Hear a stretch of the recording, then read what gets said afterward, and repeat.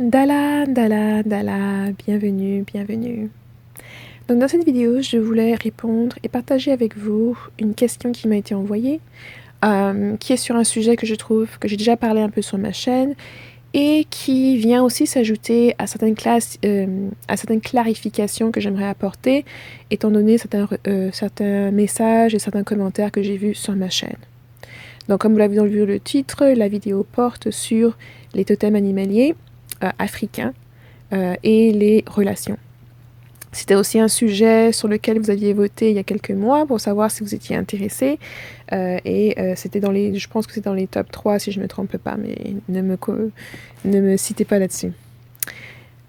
Donc avant d'entrer sur la question spécifique qui m'a été posée, je voulais aussi vous donner quelques clarifications. Les systèmes de totems animaliers existent partout dans la planète, ils existent dans différentes cultures, dans différents systèmes spirituels et ésotériques, qui ne sont pas les mêmes, qui n'ont pas les mêmes fondements, qui n'ont pas les mêmes principes philosophiques ou même perspectives. Donc, j'ai vu beaucoup de commentaires et puis dans certains des messages où les gens mélangeaient tout ensemble. J'ai quand même essayé dans mes vidéos de distinguer certaines choses, de clarifier certaines choses en disant que moi je parle des totems animaliers de ma perspective de Mileke. Je ne parle pas de celle des Congos ou des Peuls ou d'autres tribus et je ne parle pas non plus de celle de différentes nations de natifs américains ou des aborigines, etc. Okay? Donc ce sont des choses qu'il faut vous exercer maintenant à arrêter de toujours essayer de faire un amalgame, de toujours essayer de faire des comparaisons. « Oh, j'ai entendu ça, c'est similaire à ci », alors qu'en fait, vous ne connaissez pas les deux systèmes. On ne peut faire de comparaison d'éléments, de notions, de principes, de systèmes différents que si l'on maîtrise et qu'on a une compréhension poussée de chacun des systèmes et de ces deux notions dans chacun de ces systèmes-là. Autrement, on a juste une connaissance de surface et on ne comprend pas la notion en elle-même et on fait un amalgame qui peut être à notre propre détriment. Donc, ça nous amène au point où, dans certains systèmes indigènes, natifs américains par exemple, le totem animal est donné à presque tous les membres de la communauté après un processus à un certain âge.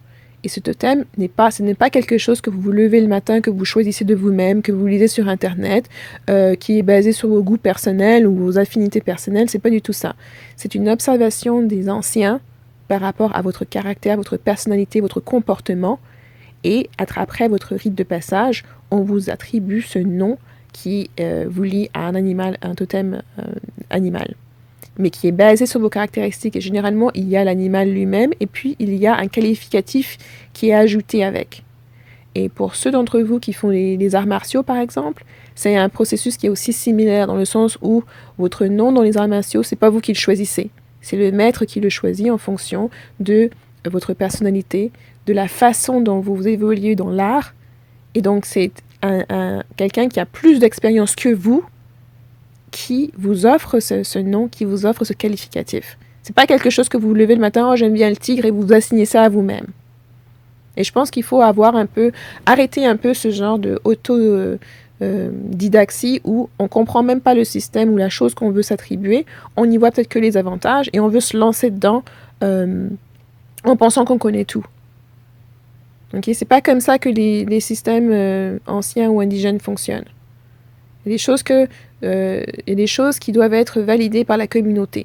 Si vous vous dites gentil, etc., et que c'est pas l'expérience de tous ceux qui sont autour de vous, c'est qu'il y a un problème.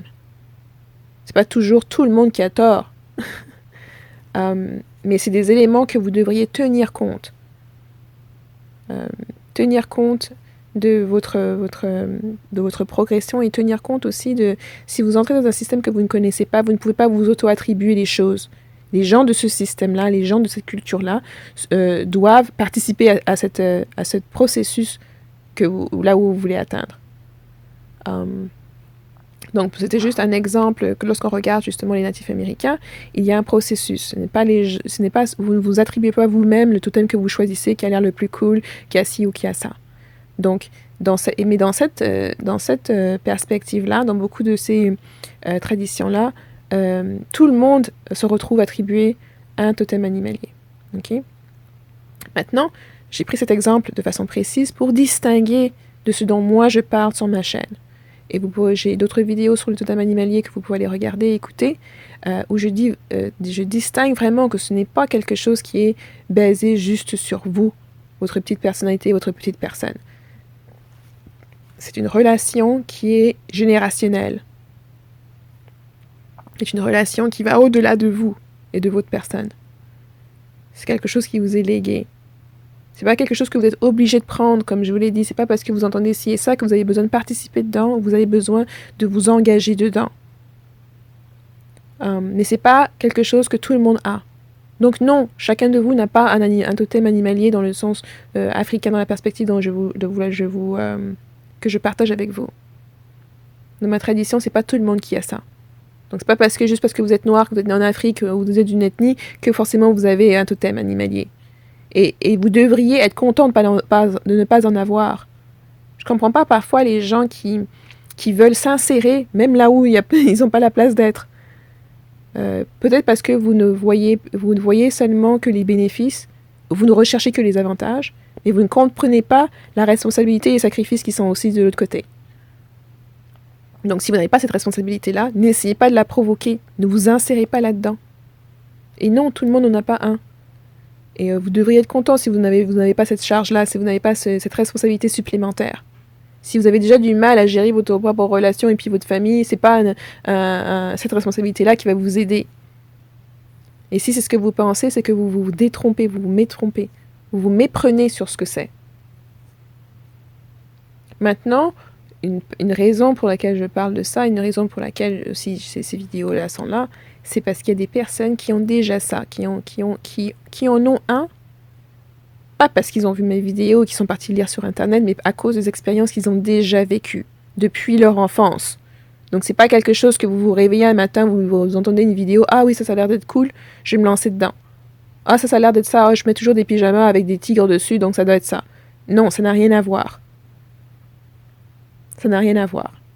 Et même certains messages, certaines histoires que vous avez partagées, certains d'entre vous ont partagé, c'est flagrant que ce n'est même pas... c'est des choses auxquelles vous savez déjà intérieurement qu'il y a quelque chose, une relation spéciale que vous avez avec cet animal, qui n'a rien à voir avec moi. Le fait que vous tombez sur des vidéos va peut-être vous aider à clarifier, à mieux comprendre certains aspects, mais à l'initial, vous aviez déjà tout ça en vous. Vous aviez déjà des choses qui se passaient déjà. Donc tout le reste ne vient que confirmer, ne vient que clarifier certaines choses, ne vient que vous aider sur votre cheminement, à voir aussi que vous n'êtes pas seul, il y a plusieurs autres personnes qui vivent la même chose, ou quelque chose de similaire. Donc c'est pour ça que quand les personnes peuvent poser des questions comme « Est-ce que j'ai un animal tout aussi ?» vous vous demandez si vous en aviez un, c'est probablement que vous n'en avez pas, parce que vous le sauriez.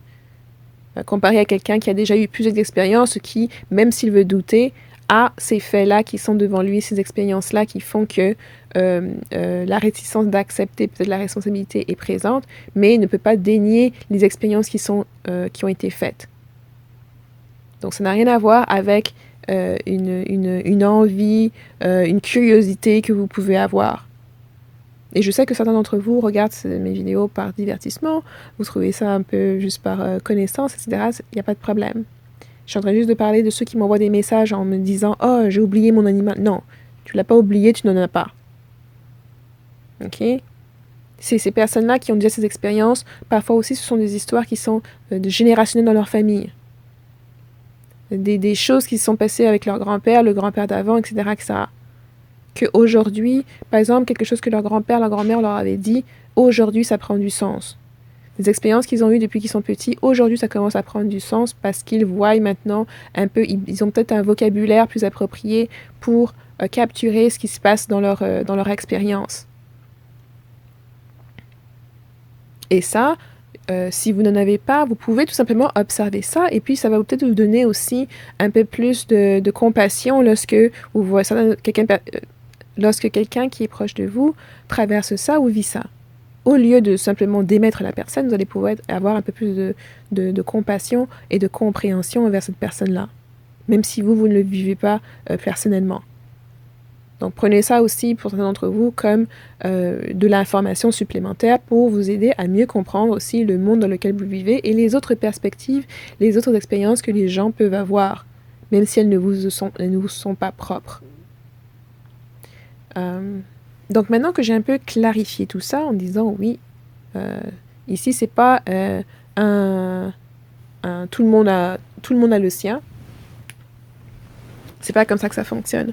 Donc, ne vous sentez pas non plus lésé ou diminué parce que vous pensez que telle personne a et puis vous n'avez pas. Et au lieu de vous concentrer sur ce que les autres ont et d'être envieux, vous ferez mieux de vous concentrer sur ce que vous avez. C'est peut-être pas un totem animalier, mais ça peut être d'autres. Ça peut être une capacité à pouvoir écouter les autres. Ça peut être toutes sortes d'autres choses. Mais vous ne le saurez jamais si vous ne vous concentrez pas non plus à développer vos propres habiletés. Et si vous vous focalisez à juste envier les autres. Envier les autres sur une chose que vous ne comprenez même pas. Si on vous donnait ça, vous ne sauriez même pas quoi faire avec. Ok. Donc maintenant que ces clarifications-là ont été faites, et j'espère que aussi pour ceux d'entre vous qui sont nouveaux sur la chaîne, ça va aussi vous aider à comprendre un peu mieux de quoi je parle lorsque vous allez voir ces vidéos-là sur les totems animaliers et des minéraux et plantes. Mais pour se tourner vers la question du jour de cette lettre de sagesse, c'est un message de l'audience qui portait en fait sur les relations où la personne me demandait ma perspective en termes de savoir est-ce que les totems, la présence des totems ou l'incompatibilité des totems peuvent nuire à la construction d'une relation.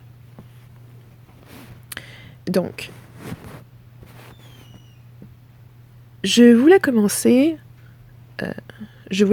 en précisant encore une fois que tout le monde n'a pas un totem. Donc, avant même de se dire que « Oh, est-ce que c'est mon totem et le sien qui nous empêchons d'être ensemble, de vivre notre grand amour, etc. etc. » faut d'abord se dire « Est-ce que vous en avez un ?» Si vous vous demandez si vous en avez un, c'est qu'il n'y en a pas. Je vais vous donner, ça c'est le chemin le plus court. Si vous vous demandez si vous avez un totem ou pas, c'est qu'il n'y en a pas. Parce qu'à partir de la mesure où vous demandez, c'est que vous n'avez pas déjà vu des expériences, vous n'avez pas déjà eu des choses qui font que vous n'avez pas besoin de vous en demander. Ok ? Donc, et dans la majorité des cas, dans la majorité des gens, vous n'en avez pas. Donc, c'est aussi une autre chose. Vous pensez, comme je le disais tout à l'heure, c'est pas quelque chose que tout le monde a ici et là, c'est quelque chose qui est rare. C'est pas quelque chose qui est commun avec tout le monde, c'est quelque chose qui est rare. Pas attribué à tout le monde. Donc, s'il y a un problème dans la relation, c'est pas les totems qui font ça. Ensuite, de deux, même si c'était le cas que vous ayez des totems, s'il y avait une incompatibilité, vous le sauriez aussi parce qu'on allait vous le présenter, on allait vous le montrer. Et ça n'allait pas être quelque chose de physique, ça allait être, on allait vous présenter les choses par rapport aux éléments qui sont incompatibles. C'est-à-dire, si on vous montre, si vous observez que cette personne-là est violente envers vous, ça peut être un élément que l'on vous montre. Il y a une incompatibilité à quelqu'un qui va vous faire violence.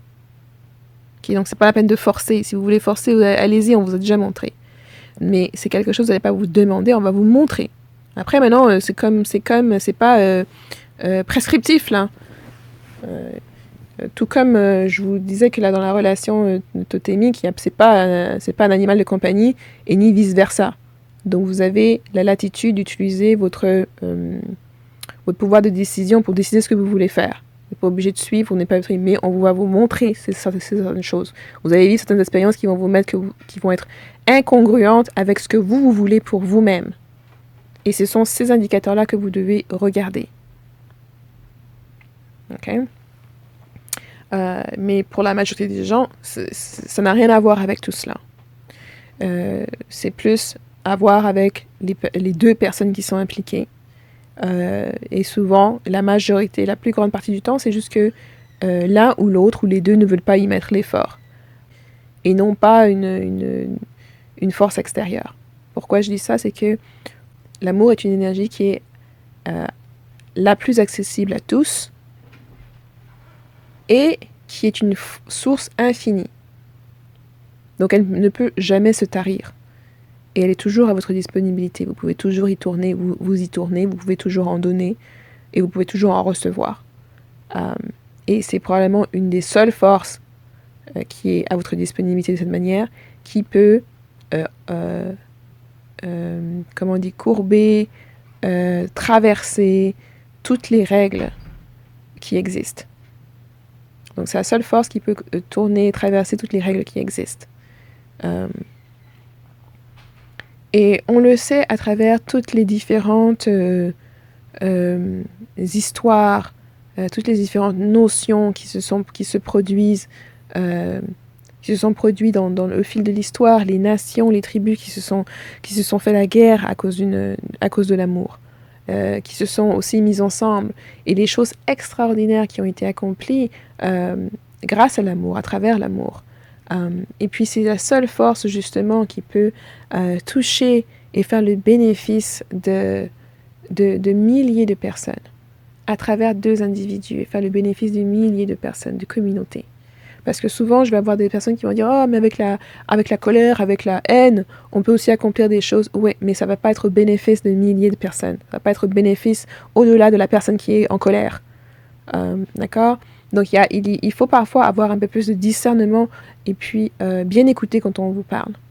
Donc, lorsqu'on vous dit que, par exemple, l'amour est la seule force avec laquelle qui peut être utilisée et qui peut toucher le cœur de milliers de personnes à travers deux individus, ou même des milliers de personnes, ou même bien au-delà de ça, j'attends encore un exemple du contraire. D'une autre force qui peut rivaliser avec l'amour et qui peut changer, par exemple, notre planète entière. Donc, pour ma réponse à cette personne-là, c'était très simple, c'était bref, j'ai eu le temps de discuter avec cette personne avant de faire cette vidéo, d'avoir sa permission aussi pour discuter de ce message, parce que je pensais qu'il était très important pour beaucoup de personnes qui vivent des situations difficiles. Et croyez-moi, je reçois des messages dans les relations. Il semble que en termes de relations, les choses soient de plus en plus compliquées et de plus en plus difficiles. Mais ne désespérez pas et ne vous fourrez pas dans tout et n'importe quoi. Une relation qui n'a pas marché, ça n'a rien à voir avec un totem. N'allez pas provoquer des choses qui ne sont même pas reliées à ce que vous traversez. Des déceptions de cœur, vous n'êtes pas la première personne et vous ne serez probablement pas la dernière qui en vit une ou qui en traverse une. Ne vous engagez pas sur des chemins sombres basés sur votre désespoir, parce que ça ne finira ni bien pour vous, ni bien pour les personnes qui vous entourent. Et ayez quand même de l'optimisme. Souvent, on voit la vie comme un long fleuve tranquille où tout est toujours joyeux et bon et bien, et puis on n'a pas grand-chose à faire, on fait ce qui est attendu de nous, et puis on coche les cases et tout se passe bien. Mais ce n'est pas la réalité. D'ailleurs, je ne connais personne qui a juste une vie tranquille comme de cette manière-là. Il y a toujours des défis qui nous sont présentés, des défis qui sont là pour nous bouleverser, qui sont là pour nous pousser à nous améliorer, qui nous sont là pour nous pousser à toujours travailler sur notre intégrité, à travailler sur qui nous sommes. Et c'est à nous de choisir si nous voulons continuer à travailler ou si nous voulons tout simplement succomber à ce désespoir-là. Mais une chose qui est vraie, c'est que il n'y a jamais un défi qui nous est présenté qu'on ne peut pas surmonter. Il n'y a jamais une douleur qui ne peut s'estomper si on veut qu'elle s'estompe. Ça prend du temps, ça prend un travail sur soi, mais c'est possible. Et puis finalement, il y a aussi cette phrase souvent dite en anglais qui est « là où il y a de la volonté, il y a toujours une solution ». Tant que vous avez la volonté de faire, il y aura toujours une solution à votre problème. Même si ce n'est pas forcément la solution que vous pensiez. Donc ça aussi, il faut prendre ça en compte. Mais il y aura toujours une solution à votre problème. Et dans ce cas particulier, les totems animaliers n'ont rien à voir avec le problème de cette relation-là. Donc, bien sûr, vous pouvez me laisser savoir dans les commentaires ce que vous pensez des totems. Vous pouvez aussi me laisser savoir ce que vous pensez aussi des comparaisons entre différents systèmes. Comme je vous ai dit, je vois ça se fait souvent par des personnes qui sont inaptes dans les systèmes qu'ils essaient de comparer, qui ont une perspective qui est très très relative. Bien sûr, quelques quelques autres personnes ont fait des comparaisons plus poussées, mais elles n'ont rien à voir avec les questions qui sont posées. Et puis, bien sûr, si vous pouvez aussi me laisser savoir ce que vous pensez de cette vidéo dans les commentaires. Et puis, je vous verrai dans la prochaine. Bye bye.